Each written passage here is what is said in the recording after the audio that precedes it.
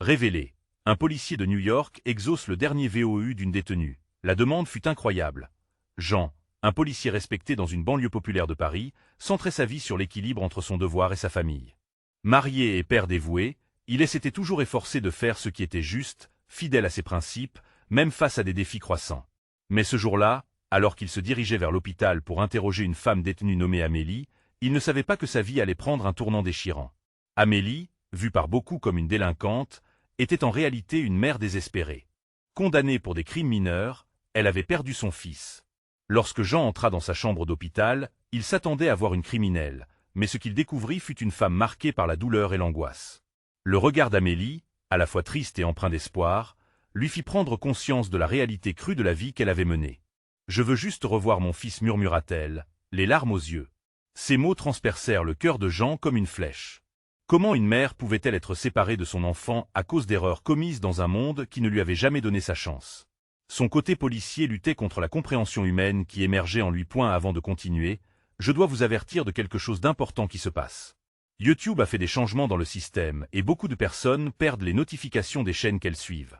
Si vous aimez le contenu, cliquez sur la clochette et marquez « Toutes les notifications » pour ne pas rater les prochaines vidéos. Et si vous pouvez laisser un like, ça m'aide énormément avec la portée sérieusement. Ça fait la différence. Ah, dites-moi dans les commentaires d'où vous regardez. J'ai toujours la curiosité de savoir qui est de l'autre côté de l'écran. Maintenant continuons. Alors qu'il écoutait son récit, Jean se laissa emporter par une vague d'empathie. Amélie relata son enfance difficile, ses choix désespérés, et les discriminations qu'elle avait menées vers la rue. Le contraste entre sa vie et celle de Jean était abyssal. Lui, issu d'une famille unie, se battait pour offrir un meilleur avenir à ses enfants. Elle, perdue dans un système implacable, elle n'avait reçu que sévérité et préjugés. Ce moment de partage réveilla en Jean le désir de l'aider, de briser les chaînes qui l'entravaient. En rentrant au poste, il se sentit tiraillé. Sa hiérarchie ne comprendrait jamais telle importance d'un dernier vœu.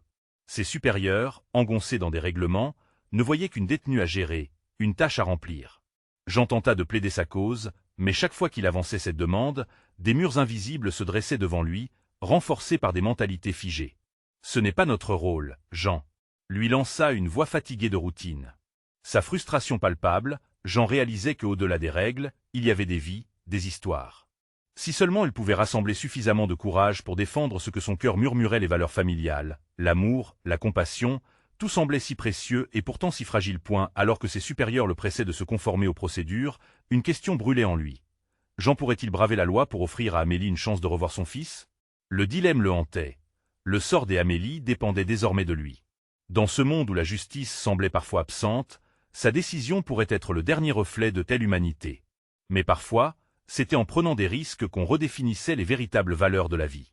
La réponse lui échappait encore, mais l'essentiel était là. Au-delà des lois, et l'amour familial pouvait être la seule véritable justice.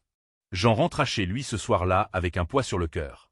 Les murs de son appartement résonnaient du rire de ses enfants, une mélodie de bonheur qu'il appréciait tant, mais qui lui semblait maintenant lointaine et presque étrangère. Assis à la table, il observa sa femme, Claire, préparer le dîner, son visage rayonnant de douceur. Était-il juste de la laisser dans l'ignorance de ses tourments? « Tout va bien, chérie ?» demanda-t-elle en levant les yeux vers lui. Jean se força à sourire, mais cela ne prit pas longtemps avant qu'il ne se perde dans ses pensées. Comment expliquer la détresse d'Amélie, le dernier vœu d'une mère qui ne voulait qu'un instant de tendresse avec son enfant? La bataille entre devoir et compassion le brûlait de tel intérieur, la nuit avançait lentement, et les sons familiers du foyer l'envahissaient. Jean se levait et se faufilait à l'extérieur pour prendre un peu d'air frais, mais chaque souffle était chargé de la sombre réalité qu'Amélie vivait. Il se tenait là, sur le seuil, cherchant à rassembler ses pensées quand la voix d'Amélie résonnait encore dans son esprit. « Je veux juste revoir mon fils pour la première fois », il se demanda ce que cela ferait d'être à la place d'Amélie. Il lui aurait donné n'importe quoi pour plonger dans cette douleur et y trouver un sens. La vie pouvait-elle vraiment être si cruelle? Alors qu'il regardait les étoiles briller dans le ciel parisien, une décision commençait à émerger, une lueur d'espoir au milieu de ses doutes. Le lendemain, en arrivant au poste de police, Jean était déterminé. Cette fois, il avait élaboré un plan, une manière de contourner les barrières qui l'empêchaient de réaliser ce vœu. Dans son esprit, une idée tournait, audacieuse et risquée. Il pouvait faire appel à des contacts dans le système, chercher à obtenir une permission spéciale pour Amélie, lui permettre de voir son fils une dernière fois. Mais à quel prix? Les interactions avec ses collègues seraient délicates. L'atmosphère qu'il se préparait à affronter n'était pas amicale. Dès son arrivée, il se heurta à Mark, un officier aux convictions rigides. « Tu es sûr de vouloir risquer ta carrière pour elle ?» lui lança-t-il, méfiant. « Elle a besoin d'aide, Mark. »« Tout le monde mérite une seconde chance, » répliqua Jean, sa détermination se renforçant à mesure qu'il parlait. Mark ne fut pas convaincu. « Et si tu échoues, la hiérarchie ne te fera aucune faveur. » Jean frappa du poing sur la table. Ses émotions, longtemps refoulées, reprenaient le dessus. « Et si je ne fais rien, que se passe-t-il alors ? Son fils grandira sans jamais connaître sa mère. » Un silence lourd s'installa dans la pièce. Jean savait qu'il prenait un énorme risque, mais sa voix intérieure le poussait vers l'avant. Si certains ne pouvaient pas voir la vérité derrière les préjugés, il était déterminé à ouvrir ses yeux. L'énorme décision qu'il prenait commençait à prendre forme. Chaque pas qu'il faisait ramenait la conviction. Un acte d'humanité pouvait changer le destin d'une mère et son enfant. La crainte, elle assaillait, mais cette peur était écrasée par le désir de faire ce qui était juste. Peu après, il reçut un appel inattendu. Une fenêtre d'opportunité venait de se présenter. Le responsable, un homme influent dans le système judiciaire, acceptait de le rencontrer. Les battements de son cœur se firent plus intenses. Serait-ce le moment où tout pouvait changer? Jean se donnait l'ultime chance de réaliser un miracle. Un pas supplémentaire vers elle inconnue, mais pouvait-il vraiment défier tout un système pour l'amour d'une mère? La réponse était-elle à portée de main, ou allait-il ouvrir la boîte de Pandore? La détermination d'un homme pouvait-elle sculpter l'histoire? La prochaine rencontre serait cruciale. Jean entra dans le bureau de tel homme influ, son cœur battant comme un tambour. Les murs étaient tapissés de diplômes et de distinctions, témoignant d'une carrière impressionnante. Mais derrière cette façade de réussite se cachait un homme dont l'apparence froide et distante ne promettait rien de bon. « Asseyez-vous, Jean, » dit-il en lui faisant signe de prendre place. Il avait une voix grave, dénuée d'émotion. Jean s'assit, peu sûr de lui, une sueur froide perlant à son front. « Vous voulez parler des Amélie, n'est-ce pas ?» demanda le responsable sans préambule. Jean hocha la tête, ses mains serrées sur ses cuisses. « C'est une mère en fin de vie. Elle souhaite voir son fils une dernière fois. Je pense qu'elle mérite cette chance, » expliqua-t-il, s'efforçant de paraître convaincant. L'homme le fixa d'un regard perçant. « Vous savez très bien que ce n'est pas dans nos pratiques. Quelle garantie avez-vous que cela ne mettra pas en péril notre intégrité ?» Son ton était catégorique, mais Jean refusa de se laisser abattre. « Je ne peux pas rester les bras croisés pendant qu'une mère souffre. Que auriez-vous fait à ma place ?» Sa voix se brisa sur ces mots, la passion débordait de son cœur. Ce moment, cet appel à l'empathie, était ce qu'il avait espéré, mais il savait que son plaidoyer devait être plus convaincant. Penser à l'impact que cela pourrait avoir, ce geste pourrait envoyer un message fort sur la réhabilitation. Ce n'est pas seulement une question de règles. Parfois, il faut écouter l'humanité. Le silence s'installa, chargé de tension. Jean retenait son souffle, espérant voir un petit changement dans l'expression de son interlocuteur. « Je vais vous dire ce qui va se passer, » reprit-il finalement. « Vous pouvez faire ce que vous voulez, mais si cela tourne mal, la responsabilité retombera sur vous. Et je ne veux pas être impliqué. » Jean ressentit un pincement au cœur. Le poids du système se faisait lourd, mais il n'était pas là pour recevoir une promesse. Sa mission était d'agir. Alors que la discussion continuait, il sentit une nouvelle détermination s'installer en lui. Parfois, le vrai courage réside dans l'inconnu, dans le choix de se battre pour ce qui est juste. Lorsqu'il quitta le bureau, l'air frais de Paris l'accueillit comme un apaisement. Il avait semé une graine d'espoir, même si cela semblait fragile. Au fond de lui, il se savait à l'aube d'une véritable lutte. De retour chez lui, il observa sa petite famille rassemblée autour de la table. Ils rirent ensemble, insouciants, tandis qu'il dédiait un silence à la cause des Amélie. Mais cette fois-ci, leur rire résonnait comme un rappel de ce qu'ils cherchaient à protéger. Ce n'était pas seulement une question de faire le bien. C'était une question d'humanité. Ce soir-là, alors qu'il s'endormait, il avait un sentiment de déjà-vu, comme si cet instant avait été écrit depuis longtemps. Il s'était levé pour défendre la dignité d'une femme. Mais, en contrepartie, il savait qu'un sacrifice l'attendait. Le lendemain serait une nouvelle épreuve. Chaque geste comptait désormais, et son cœur tambourinait à l'idée des obstacles à venir. Mais quel prix Jean était-il prêt à payer pour réaliser ce vœu et rétablir un peu d'équilibre dans une balance déjà déformée par la douleur? La réponse se profilait à l'horizon. Jean se réveilla avec un mélange d'angoisse et de détermination. Le soleil brillait à travers les rideaux de sa chambre, et les doux murmures de sa femme et de ses enfants résonnaient dans la maison. Mais, alors que les autres se préparaient pour la journée, lui se sentait enveloppé par un poids écrasant. La demande d'Amélie l'obsédait, et il savait que chaque seconde comptait point après un rapide petit déjeuner. Il prit une profonde inspiration avant de quitter la maison. Le chemin vers le bureau du responsable lui sembla interminable. Chaque pas était un écho de sa détermination. Il pensait aux dernières paroles échangées, à la froideur de cet homme, à la manière dont il avait rejeté la souffrance des Amélie sans un regard point. L'horloge au mur du bureau tournait lentement, chaque tic résonnant comme une invitation à la patience. Jean se leva, décida de s'agenouiller devant cette épreuve. Ce lieu de pouvoir, si intimidant, était peuplé de décisions sèches et de comportements implacables. Comment pouvait-il retourner cette situation en sa faveur? Il s'assit à nouveau devant l'homme influx, ses mains tremblant légèrement. La conversation débuta à peine, mais Jean développa une bouffée de courage. Évoquer Amélie était plus qu'un simple discours. C'était une revendication de dignité, une affirmation de la vie qui luttait dans l'ombre. Penser à son fils, commença-t-il, sa voix plus forte, plus assurée. Un fils qui ne se souviendra d'elle qu'à travers les souvenirs d'une prison. La dernière image qu'elle souhaite transmettre à son enfant est celle d'une mère incapable de même dire au revoir. Cela ne devrait pas être une question de règles, mais bien de compassion. L'homme leva un sourcil, semble-t-il intrigué. Jean poursuivit, la passion illuminant ses mots. Si vous avez l'humanité de lui permettre cette rencontre, vous garderez l'honneur que vous prônez. Une mère qui a tant souffert mérite une chance de départ. Le silence s'insinua dans le bureau, comme si les murs eux-mêmes prenaient conscience de telle insupportable vérité. Après un moment, l'homme émit un soupir, visiblement perturbé. Ses yeux scrutèrent le plafond, puis baissèrent vers Jean. Vous parlez de compassion. Mais qu'est-ce que cela signifie réellement dans notre monde? Jean hésita.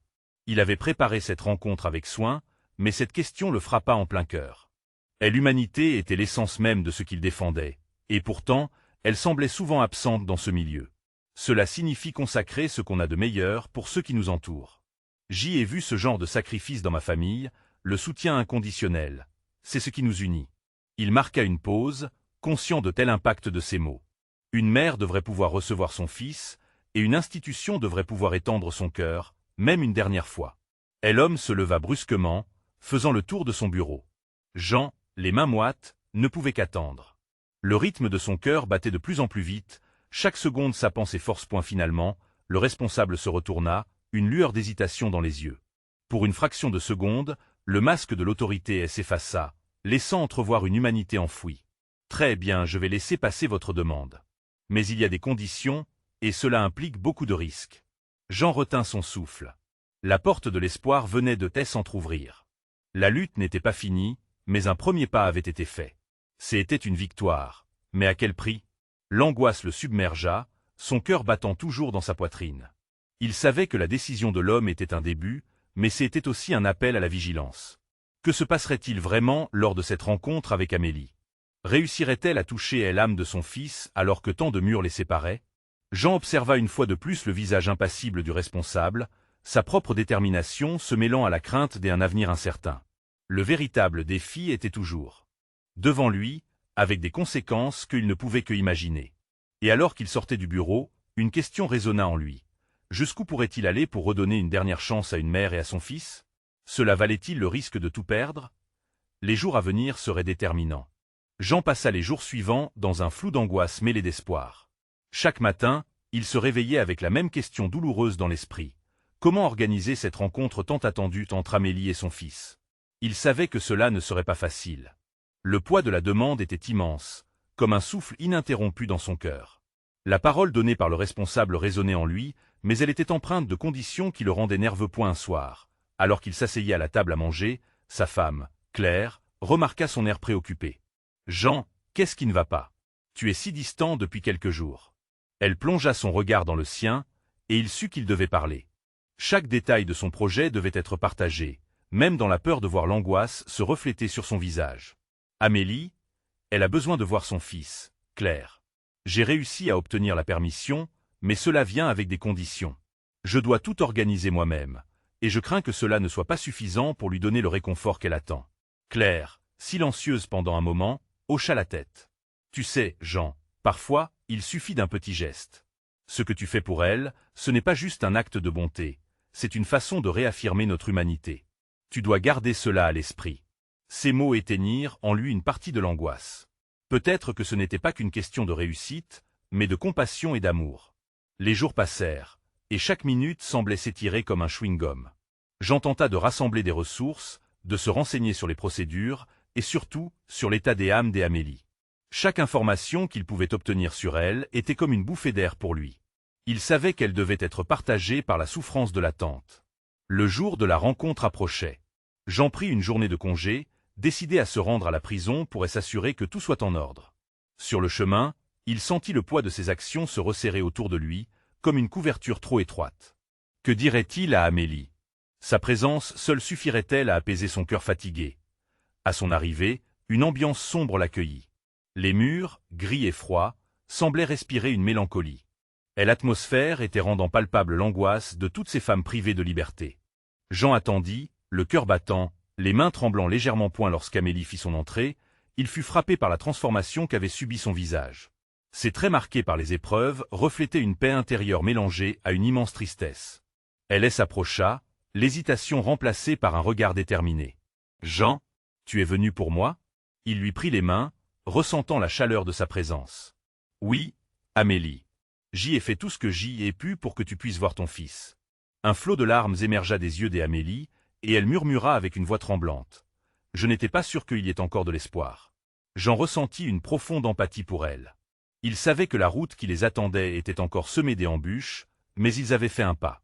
Comme ils s'assirent ensemble, il comprit que chaque instant, chaque mot échangé, serait précieux. « Ton fils a besoin de sentir ta présence, Amélie.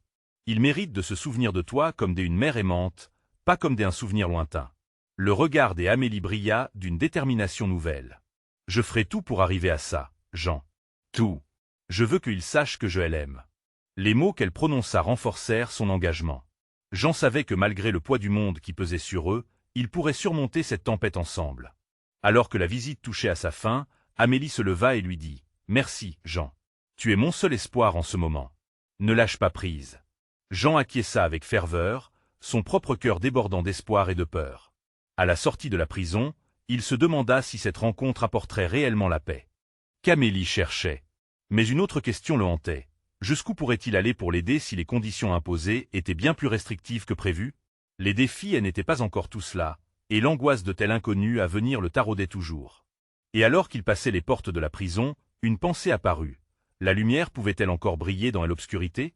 Jean rentra chez lui, la tête remplie de questions et d'incertitudes. Le parfum des légumes cuisinés par Claire flottait dans l'air, mais il ne pouvait pas se concentrer dessus. Il avait l'esprit tourbillonnant, en proie à des tensions dans son ventre.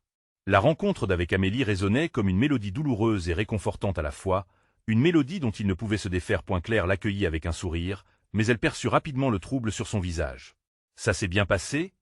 demanda-t-elle doucement en posant la table. « Je pense. »« Je ne sais pas, » répondit-il en évitant son regard. Elle était reconnaissante, mais je sens que ce n'est pas encore suffisant. Il y a tant d'inconnus qui pèsent sur nous. Ils s'assirent à la table, mais l'estomac de Jean était un flot d'incertitude.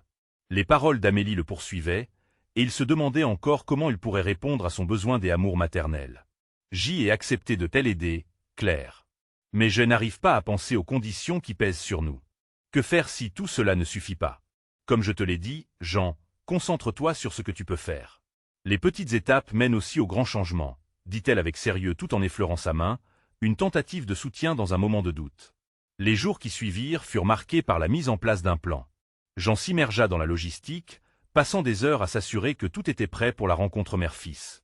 Il contacta l'administration pénitentiaire, cherchant le moindre détail qui pourrait les aider. Chaque courriel envoyé, chaque appel effectué, devenait une petite victoire. Mais un sentiment de peur persistait. Que se passerait-il si la rencontre ne se déroulait pas comme prévu? Un soir, alors qu'il était assis dans le salon à consulter des documents, ses pensées furent troublées par un bruit à l'extérieur. Il s'approcha de la fenêtre et observa un groupe d'enfants jouant au ballon, leur rire résonnant dans la nuit tombante. Cela le frappa. Un enfant devait être là, et renouveler de l'amour d'une mère. Il se remémora les yeux d'Amélie, pleins de détermination. Ce qu'ils étaient en train de faire n'était pas simplement important pour elle, mais pour son fils. Les jours filèrent, et Jean ressentit une montée des anxiétés à l'approche de la date. Il décida d'aller voir Amélie à la prison encore une fois, avant la rencontre, pour discuter avec elle et la rassurer. À son arrivée, l'atmosphère pesante l'accueillit à nouveau, mais cette fois, il se sentait prêt à affronter la réalité. « Jean, tu es revenu, dit-elle, son visage s'illuminant à la vue de son soutien. Oui, Amélie. Je voulais m'assurer que tu te sens bien, et que tu es prête pour demain. Elle hocha la tête, mais ses yeux trahissaient une fragilité. Je ressens à la fois de l'excitation et de la peur. Que si je ne suis pas à la hauteur, que si mon fils me voit différemment. Jean s'avança et prit ses mains dans les siennes. Souviens-toi, Amélie, ce n'est pas la perfection qui compte, mais l'amour que tu lui portes. Tu es sa mère, et rien ne pourra changer ça. Les larmes perlèrent à nouveau sur ses joues. Merci, Jean. Je n'aurais jamais imaginé qu'un inconnu puisse m'apporter une telle force. Mais maintenant, je veux que ma rencontre avec lui soit apaisée, je veux qu'il sache qui je suis vraiment. Jean échangea un sourire avec elle, un sourire chargé de compréhension et d'espoir. Mais alors qu'ils se parlaient, une pensée persistante effleura son esprit. Et si les conditions imposées par la prison se révélaient trop strictes pour elle? La nuit se termina dans une tension palpable, mais aussi dans une lueur d'espoir. Les heures passèrent lentement, et lorsque l'heure du rendez-vous approcha, une nouvelle peur se leva en lui. Est-ce que tout se déroulerait comme prévu? Aurait-il la force de surmonter les imprévus? Dans son cœur, il savait qu'il était sur le point de prendre un risque que son engagement soit mis à l'épreuve. Que se passerait-il si la vérité qu'il découvrait n'était pas celle qu'il espérait? Les portes de la prison l'attendaient à nouveau. L'espoir pourrait-il encore briller dans cette obscurité? Jean se rendit à la prison anxieux, la tête pleine de scénarios contradictoires. Le chemin lui semblait interminable, chaque feu rouge ajoutait à son hésitation. Il se revit avec Amélie dans cette salle de visite. La pression montait, non seulement pour elle, mais aussi pour lui-même. Il se demandait s'il serait à la hauteur, s'il pourrait apporter la paix qu'Amélie cherchait de tout son cœur. En entrant dans le bâtiment, l'odeur familière des murs vétustes et du désinfectant le frappa. L'atmosphère était pesante alors qu'il attendait dans le hall, ses pensées tourbillonnant à une vitesse vertigineuse. Chaque minute qui passait creusait son mal de ventre. Jean se mit à prier, comme s'il espérait vraiment que quelque chose de magique se produise à cet instant. Lorsqu'il végéta dans cette salle des attentes, sa main tremblait légèrement en tenant le carnet qu'il avait rempli d'encouragement pour Amélie. Des mots simples, mais chargés d'amour et d'espoir. Il se répéta encore et encore. Tout ira bien. Mais cette affirmation commençait à sonner creux, alors que les autres visiteurs autour de lui semblaient si calmes. Comment pouvait-il ignorer le fracas dans sa tête? Enfin, on l'appela. Il se leva avec détermination, poussant la porte qui le mènerait à l'inconnu. Amélie l'attendait, assise derrière une vitre épaisse, et à l'instant où leurs regards se croisèrent fut chargé d'une intense émotion. Ses yeux brillaient, mais il y avait une ombre de doute au fond d'eux. Ses mains étaient ancrées sur la table, comme si elle craignait d'être emportée par l'incertitude. « Jean » murmura-t-elle, sa voix hésitante se frayant un chemin à travers le verre. « Amélie » répondit-il, sa voix teintée de chaleur. Il s'assit alors sur la chaise. Il n'était plus séparé par les murs impassibles de la prison, mais par cette vitre, qui semblait aussi fragile que le moment présent. « Jeter et apporter quelques mots, dit Jean, en sortant son carnet. Pour te rappeler combien tu es forte, et combien il est important d'être là pour ton fils. » Amélie sembla sourire, la tension sur son visage s'adoucissant pendant un instant.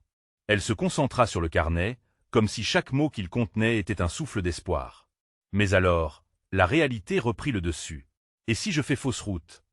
demanda-t-elle, son regard se perdant dans le vide derrière lui. « Je ne sais pas si je peux lui offrir ce dont il a besoin. » Le cœur de Jean se serra. « Amélie, l'amour que tu lui portes est tout ce qui compte.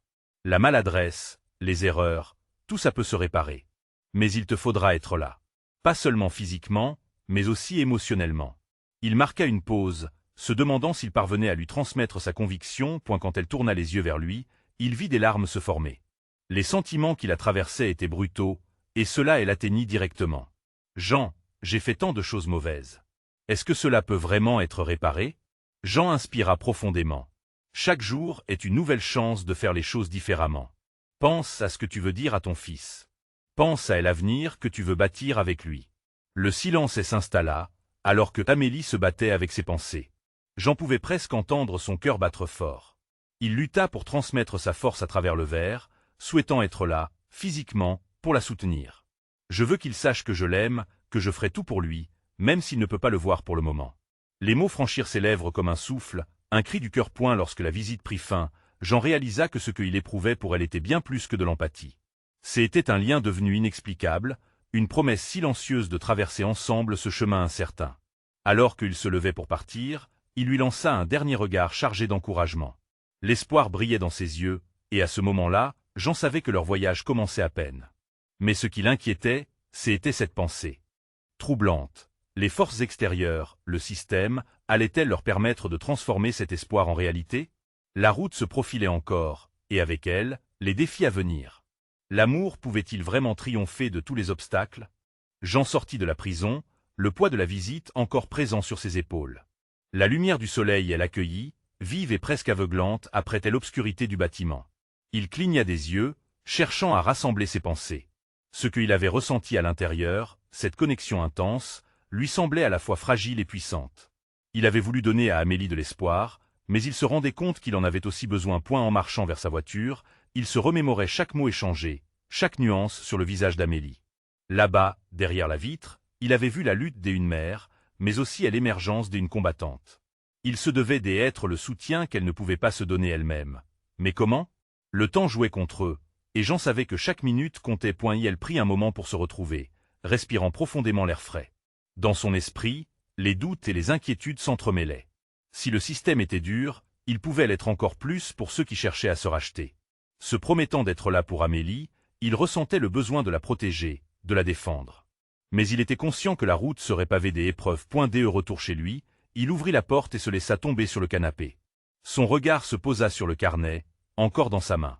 Le poids des mots qu'il avait écrits pesait sur lui. Ces pages étaient pleines d'encouragement et de promesses, mais elles étaient également un rappel cruel de la lutte qui les attendait. Il avait juré de l'aider, mais à quel prix? Sa mère, un phare de sagesse dans des moments aussi chaotiques, l'appela soudainement au téléphone. Sa voix chaleureuse résonna, le tirant de ses pensées tourbillonnantes. « Jean, je t'ai entendu parler de la situation d'Amélie. Tu sais que je suis là pour t'écouter, n'est-ce pas ?» Une larme d'émotion perla au coin des yeux de Jean.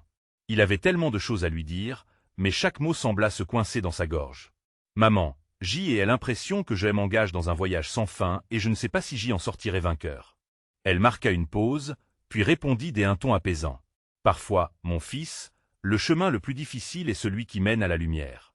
Rappelle-toi que tu n'es pas seul. » Après cet échange, Jean se sentit légèrement réconforté. Il décida alors de prendre les choses en main. L'amour qu'il éprouvait pour Amélie devait être transformé en action concrète. Il se leva, déterminé, et commença à fouiller dans ses contacts, cherchant à établir un lien avec des avocats ou des organisations d'aide aux familles en difficulté. Sa volonté de défendre Amélie se mêlait à celle de créer un avenir pour son fils. Les jours passèrent avec une intensité nouvelle. Jean était devenu le moteur d'une initiative qu'il n'avait pas prévisualisée.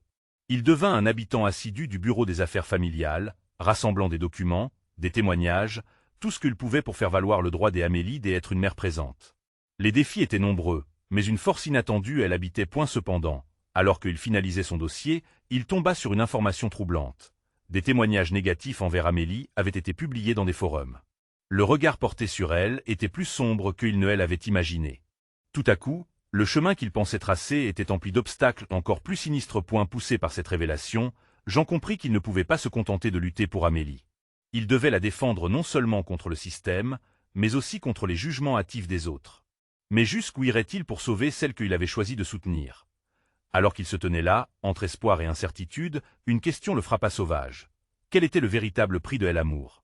La réponse à cette question pourrait bien les mener au-delà des frontières d'un système qui voulait les séparer. Mais au final, pourrait-il faire face à l'orage? Qui attendait son amour? Jean se mit au travail dès le lendemain matin, déterminé à récupérer tout ce qu'il pouvait pour défendre Amélie. Il se rendit au bureau des affaires familiales, le cœur lourd mais l'esprit aiguisé. Il nota chaque témoignage, chaque détail qui pouvait faire pencher la balance en sa faveur. Les mots avaient un pouvoir, et il savait que ce qu'il rassemblait était le filet qui pourrait retenir une mère et son enfant. À travers les couloirs froids et impersonnels, il croisa d'autres familles d'attente. Il ne pouvait s'empêcher de voir la douleur dans leurs yeux, la peur inscrite sur leurs visages. L'écho de leurs histoires résonnait avec la sienne. Cela ne faisait que renforcer sa résolution. Il approcha quelques-unes d'entre elles, cherchant à en apprendre davantage. Chaque rencontre portait avec elle un poids d'émotion. « Vous vous battez pour elle, n'est-ce pas ?» dit une mère, les mains tremblantes. Ces mots, bien que simples, résonnèrent profondément avec Jean. Cela n'avait pas de sens que tant de gens se battent silencieusement pour leur dignité, alors qu'un meurtre d'humanité semblait impuni à chaque coin de rue. Le temps passait vite, et Jean savait qu'il devait se concentrer. Retrouver Amélie était son but. La veille de son prochain rendez-vous chez le juge, il se mit à relire la correspondance qu'il avait avec elle, puis releva la tête, le cœur battant à l'idée de la retrouver. Cette attente était à la fois une promesse et une torture, point quand le jour tant attendu arriva, la salle d'audience était remplie de tension. Jean s'asseyait, les mains croisées sur ses genoux, transpirant à chaque minute. Il observa Amélie, son visage marquait les signes d'une fatigue accablante, et pourtant, il ne pouvait s'empêcher de noter la lumière dans ses yeux. Elle était une combattante, et il le savait. Mais ce qui le frappa le plus, ce fut un visage familier, assis dans un coin sombre de la pièce. C'était l'un des témoins mentionnés dans les forums, celui qui avait écrit les lignes toxiques qui menaçaient d'enterrer Amélie sous un fardeau de reproches. J'en sentis une rage sourde monter en lui. Comment pouvait-on, sans connaître la vérité, s'acharner sur quelqu'un si douloureusement vulnérable? Peu à peu, l'audience prit un tour inattendu. Le juge écoutait, les avocats s'activaient, et Jean s'éveilla à la réalité de leur combat. Il saisit l'opportunité de prendre la parole. Tout en lui tremblait, mais il savait que ce qu'il avait à dire pouvait tout changer. Il se leva, le cœur palpitant, et commença à exposer les vérités qu'il avait découvertes sur Amélie la mère, la femme, la personne. Sa voix, d'abord hésitante, gagna en force, en émotion. Les mots coulaient, comme de telles eaux vives, rencontrant une audience suspendue à ses lèvres.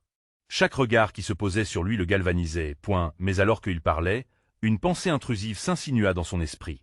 Était-ce vraiment suffisant? Alors qu'il allait conclure, il se tourna instinctivement vers le témoin. Une décision rapide émergea, ce qui pourrait s'apparenter à une folie. Que est-ce qui vous fait croire que vous avez le droit de juger Amélie? La question résonna dans la salle, chacun retenant son souffle. Avez-vous même pris le temps de connaître son histoire?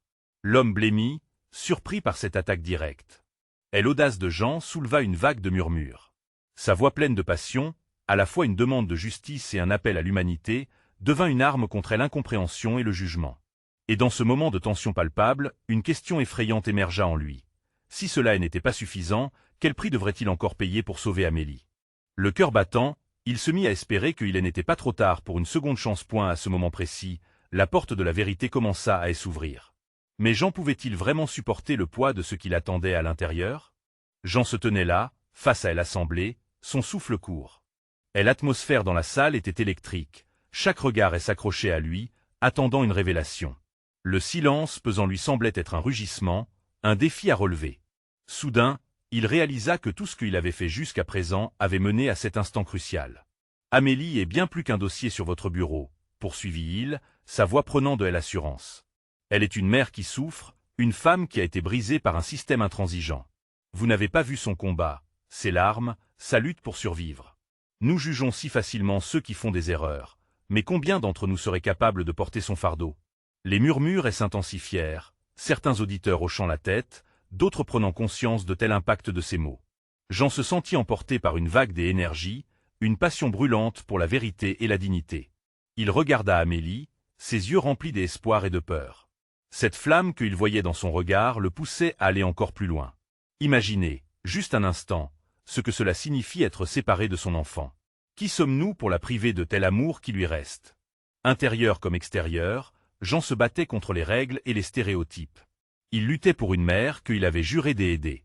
Elle a droit à une seconde chance, tout comme nous serions tous en droit d'en demander une. Le juge, sa main levée, lui fit signe de s'arrêter. Ses yeux scrutèrent le visage de Jean, perplexe mais attentif. En cet instant, Jean savait qu'il avait franchi un seuil. Le système était là, primaire et rigide, mais en proclamant sa vérité, il avait arraché le masque de telle indifférence.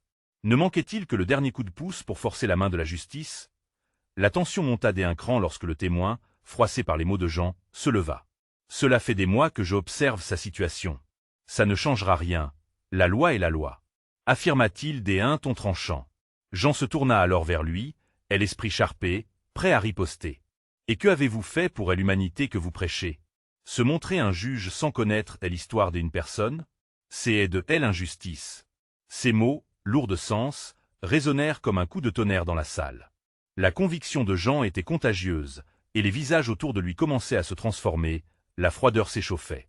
Le juge, visiblement troublé par l'intensité de l'argumentation, apporta un nouvel angle. Je dois vous rappeler, Jean, que bien que votre cœur soit guidé par la compassion, nous devons évaluer les preuves concrètes.